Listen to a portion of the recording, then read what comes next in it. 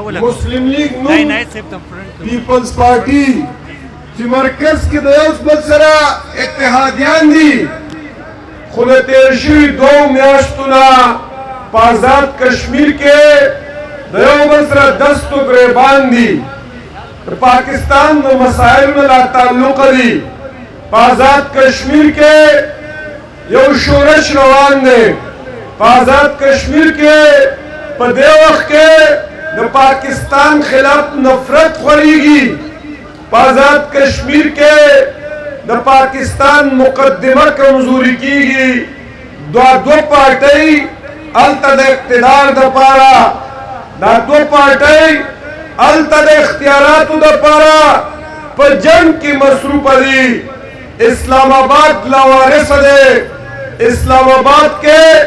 د قوم ترجمان نشته د قوم تپوس کوونکی نشته دې صوبه کې ورو دا لاوارثه صوبه ده خیبر پختونخوا لاوارثه صوبه ده په دې صوبه باندې د تېر شوي 14 کالو نه یو نااهل قیادت کرپټ او بدعنوان قیادت مسلط دی ورو او بله ورځ په یو بل باندې ګواهي ورکړه اکبر اس بابر به د دې نه مخکې په دې باندې کیس داخل کړی چې د بهر ملکونو نه په اربونو روپۍ راغلي دي او د دې پاکستان تحریک انصاف خلکو دا روپۍ خوړلي دي دې نه مخکې په دې پاکستان کې فلڈ ریلیف فنڈ پی ٹی آئی په 2010-11 کې قائم کړو په هغه ورځ ستاسو شیر افضل مروت ویلي چې د هغه 8 اربه روپو حساب نشته دی ورونو خو د دې د پېښور نه یو خاتون ایم ایل اے ده شاندانه ګلزار هغې بل ورځ دا خبره کړې ده چې په دې د خان د ازادۍ په تحریک کې کم خلک شهیدان شوي وو او زخمیان شوي وو د هغې دپاره 50 کروڑ روپۍ د بهر نه راغلې وې 40 کروڑ روپۍ دا الیمین ورکړې وې الیمین د جیب نه نه ورکړې د کرپشن او د کمیشنو او د صوبې د خزانې نه ورکړې ورونو د هغې 90 کروڑ روپۍ حساب موږ غواړو دا تپوس زه نه کومه دا تپوس شاندانه ګلزار کوي دا تشا پرمان کوي دا د خپل یو بل نه کوي ورونو دا صوبه یو بدعنوان کرپټ قیادت ته حواله ده ورونو دې وجې نه ورونو زه وایم پاکستان دې وخت کې لاوارثه دی پاکستان په اسلام آباد کې نااهلو ته حواله دی لاهور کې نااهلو ته حواله دی کراچۍ کې نااهلو ته حواله دی بلوچستان کې نااهلو ته حواله دی خیبر پختونخوا کې نااهلو ته حواله دی ظالمانو ته حواله دی ورونو ظلم کوي ورونو او بل ورځ په اسلام آباد کې 14 اګست وشو په 14 اګست کې ایوارز تقسیم شو دا قومي ایوارز چې د قومي وقار نه ښیي د قومي عزت نه ښیي ورونو نو اسلام آباد کې د ایوارز د تقسیمو باران وشو په نااهلۍ باندې تقسیم کړو اسحاق ډار ته ورکړو اورنګزیب ته ورکړو چې فائنانس منسٹر دی د څه لپاره ورکړو د پاکستان اکانومي تباه کړې د پاکستان معیشت تباه کړې ورونو ځکه دې نه مخکې محسن نقوي ویلي اسلام آباد کې چې دا نظام فیل دی دا نظام د چلېدو نه دی دا نظام کولیپس شوی دی ورونو هماغه محسن نقوي ته د نظام د کولیپس کېدو ایوارډ ورکړو هغې ته تمغه ورکړه ورونو دا د ظلم نظام دی او که نه هغه محسن نقوي چې په پاکستان کې انټیریر منسټر دی هغه محسن نقوي د امن د قائمولو ذمہ دار دی خو په دې شور کې پاکستان کې یو ډېر غټ خبر پټ شوی بین الاقوامي ادارو رپورټ جاری کړی دی انټرنیشنل ټیرریزم انډیکس جاری شوی دی په انټرنیشنل ټیرریزم انډیکس کې پاکستان په بدامنۍ کې په دنیا کې اول نمبر ته تللی دی ورونو دا خبر تاسو ته د پاکستان حکمرانانو راوړی که نه یو غیر جانبدار ادارې رپورټ ورکړی دی ورونو د شام نه د افغانستان نه د عراق نه او د لیبیا نه پاکستان شاته دی نو د دې بدامنۍ ایوارډ دی راواخیستو او د بدامنۍ ایوارډ دی محسن نقوي ته ورکړو او دغلته یو بل قاري صاحب دی یو مولوي صاحب دی طاهر اشرفي هغه ته د پالش ورکولو ایوارډ ورکړو او بل اورنګزیب ته ورلو د دروغو ویلو ایوارډ ورکړو د پروپیګنډې ایوارډ ورکړو چې کوم ملک کې د قومي ایوارډونو توهین کیږي ورو دغه ملک کې ظلم یو که نه ځکه ما د قرآن د آیت نه آغاز وکړو چې ولا ترکنوا الی الذین ظلموا فتمسکم النار الله تعالی وایي چې ظالمانو ته مخ کته کېږئ مه جوکوئ مخ کته کېږئ په اور به ورسوځئ ورو د نبي صلی الله علیه وسلم حدیث دی چې څوک د ظالم سره په لارې ځي لیقویه چې د ده ډله مضبوطه کړي د ده پارټي مضبوطه کړي د ده ملګرتیا مضبوطه کړي نو الله تعالی نبي وایي چې فقط خرج من الاسلام دا سړی د اسلام نه ووت ورونو دا راته ووایي چې جدوجهد نه کوو نو ظالمانو کې شمارېږو چې راپاڅونو نو د اسلام نه وځو ځکه ظلم دی د ظلم خلاف حافظ نعیم الرحمن د تحریک آغاز کړی ورونو دا الله تعالی نبي ویلو چې افضل الجهاد کلمت حق عند سلطان جائر د ظالم بادشاہ مخې ته کلمه حق ویل دا جهاد دی ورونو افضل جهاد دی موږ او تاسو په دې درنا کې دا افضل جهاد دپاره راجمع شوي یو موږ او تاسو په دې درنا کې د ظلم خلاف راپاڅېدلي یو موږ او تاسو په دې درنا کې د پاکستان د روح د پاکستان د مستقبل مقدمه لړاو موږ او تاسو په دې وطن کې د خپلو بچو د مستقبل جنګ کوو په دې وطن کې زما بچي محفوظ نه دي په دې وطن کې زما خويندې میندې محفوظ نه دي په دې وطن کې زما عقیده او فکر مضبوط نه دی نو حافظ نعیم الرحمن د بدل نو چې کوم چغو چې تکړې ورو نو هغه دې لپاره ده دا حافظ نعیم الرحمن چې کله په آی پی پیز باندې راوځي او کله په پېټرولیم لیوي باندې راوځي دا څه جذباتي ناره نه ده دا څه خالي خولي ناره نه ده د دې په شا ساينس دی د دې په شا حساب کتاب دی د دې په شا کیلکولیشن دی د دې په شا ریسرچ دی د دې په شا خبرې دي ورو د حافظ نعیم الرحمن اوله د انرژي خبره اوچته کړه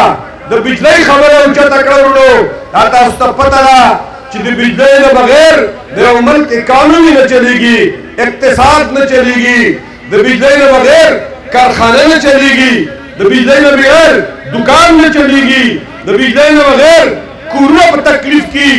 بجلی د یو ملک د اکانومي د صنعت د روزګار د زراعت د فوډ سیکیورټي د خوراک دپاره لازمي ده د پاکستان نمبر 1 مسله څه شی ده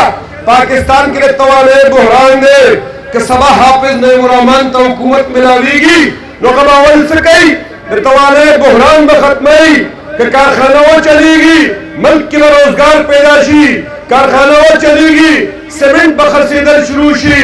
خو ورونو دې ظالمانو د آی پی پیز د لاندې زمونږ او ستاسو اقتصاد تباه کړی دی دا تاسو ته پته ده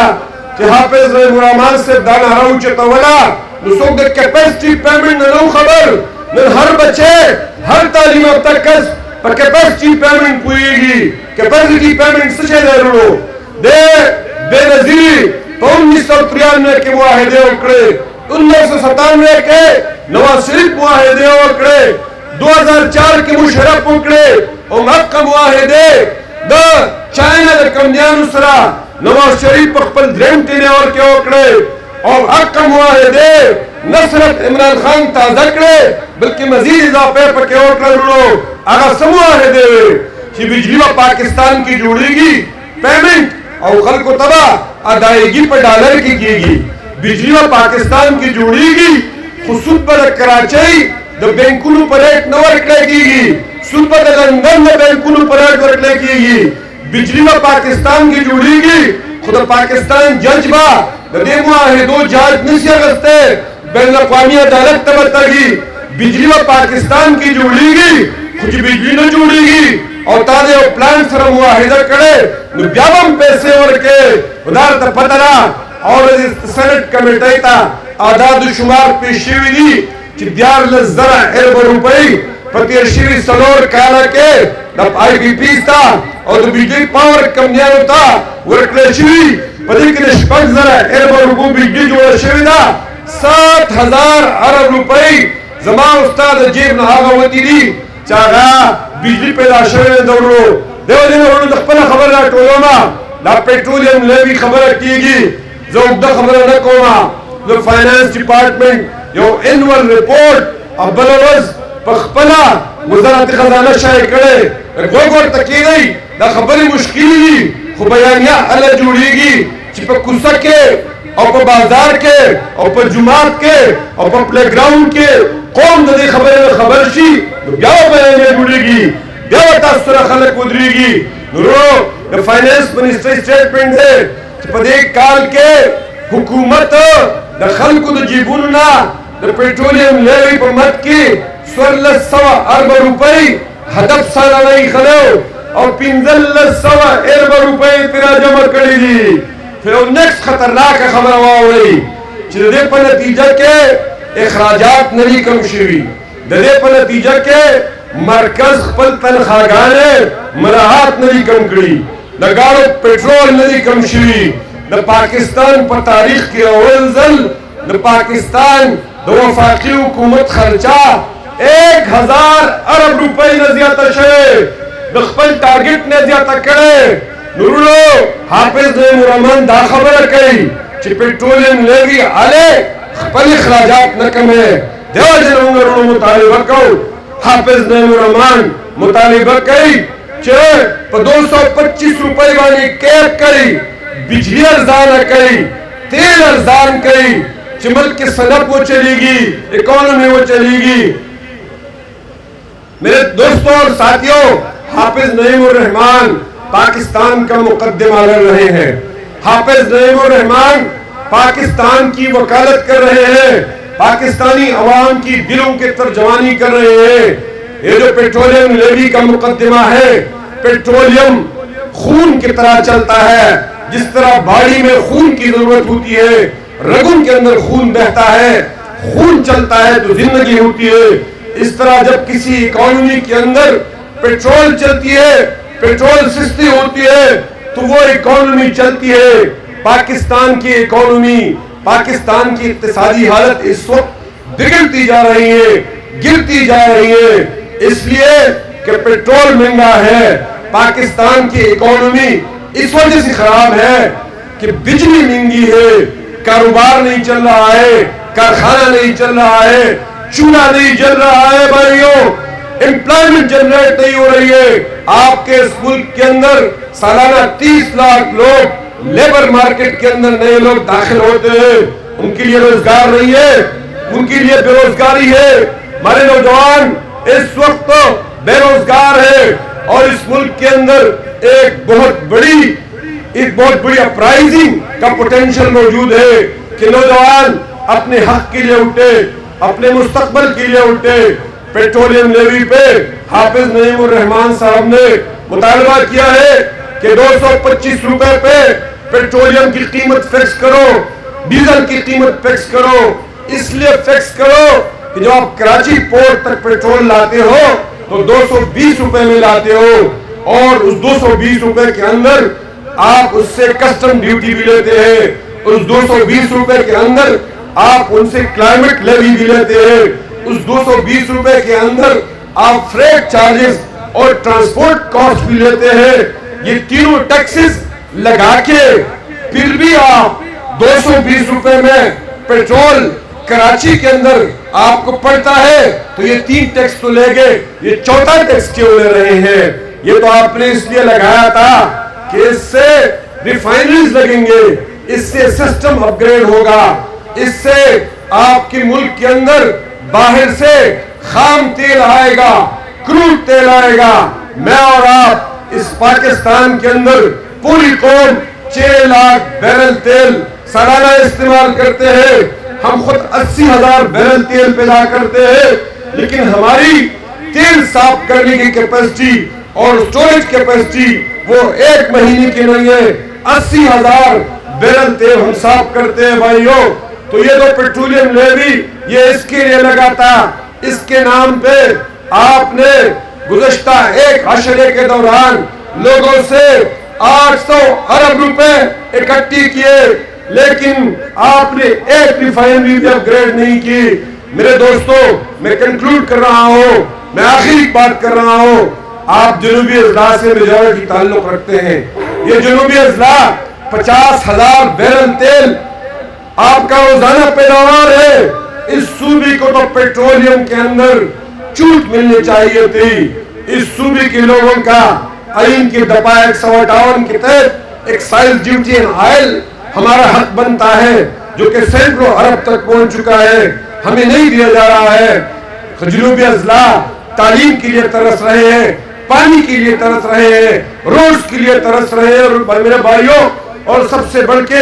زندگی کی بھیک مانگ رہے ہیں۔ حکومت کولیپس ہے،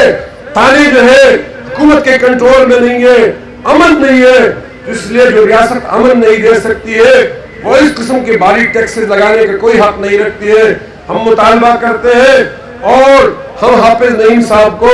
یہ یقین دہانی کرتے ہیں کہ انشاءاللہ تعالی ہم آپ کے اگلے حکم کا انتظار کر رہے ہیں، ہم بیٹھے رہیں گے اور ڈٹے رہیں گے۔ وآخر دعوانا الحمدللہ رب العالمین۔